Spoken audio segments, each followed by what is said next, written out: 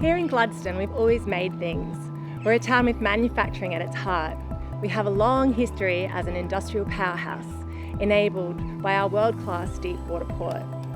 And today, Gladstone is looking to protect that industrial heritage by drawing on abundant solar and wind resources.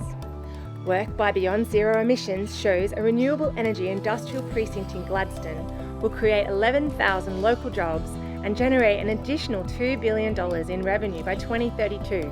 That means quality, secure jobs for technicians, tradies, machinery operators and drivers. Hi, I'm Frank Lantry of AMP Control. AMP Control is Australia's largest privately owned electrical engineering company, employing over 850 employees around Australia. The people of AMP Control are energising our world for a sustainable future. Building a renewable energy industrial precinct here in Gladstone would be a massive boost to the region and its highly skilled workforce, setting up this state to become an economic and energy powerhouse. Alpha HPA is in the business of supplying critical aluminium-based raw materials for the decarbonisation technology industry, including LED and lithium-ion batteries.